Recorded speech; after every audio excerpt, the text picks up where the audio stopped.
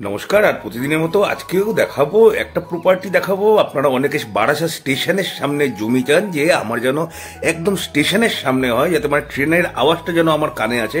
তা আজকে আমি এরকমই একটা প্রপার্টি দেখাচ্ছি। প্রপার্টিটা হচ্ছে শিশুমঙ্গল মাঠ যেটা আছে তার কিন্তু আগে শিশুমঙ্গল মাঠ পর্যন্ত যেতে হবে না, গাড়ি কিন্তু ঢুকে যাবে, আপনার যে কোনো গাড়ি ঢুকে যাবে। টোটাল জমি আছে 4 কাঠা। জানি টোটাল জমি 4 কাঠা একটু প্রবলেম হতে পারে, কিন্তু যারা একটা বড় জমি যাচ্ছেন মোটামুটি ঠিকঠাক বাজেটের মধ্যে, বারাসাত স্টেশনের ওখানে আপনি কেমন টাকা দাম হতে পারে জানেন, আপনারা আশা করছি জানেন।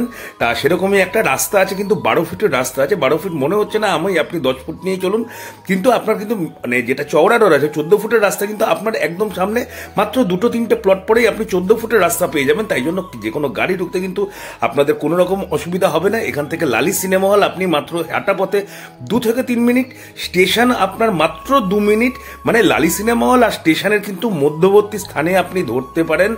আর পরিবেশ, এইখানকার পরিবেশ আমি নতুন করে কিছু বলবো না, যথেষ্ট সুন্দর পরিবেশ আছে, কিন্তু জমিটা একটু লম্বি আছে। 33 ফুট মনে হয়, আমার যতদূর মনে হচ্ছে 33 থেকে 35 ফুট পর্যন্ত ফ্রন্ট পেয়ে যাবেন আপনি। 4 কাঠা টোটাল জমি আছে।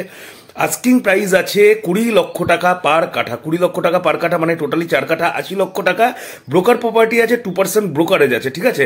তাহলে ভিডিওটা যদি ভালো লাগে তাহলে একটু লাইক কমেন্ট করে জানাবেন। আর যারা যারা এরকম প্রপার্টি চাচ্ছেন অবশ্যই স্ক্রিনে দেওয়ার নাম্বারে আমাকে একটু কল করে দেবেন। তাহলে আজকের জন্য এইটুকুই রাখবো, আর তাহলে কালকে দেখা হচ্ছে।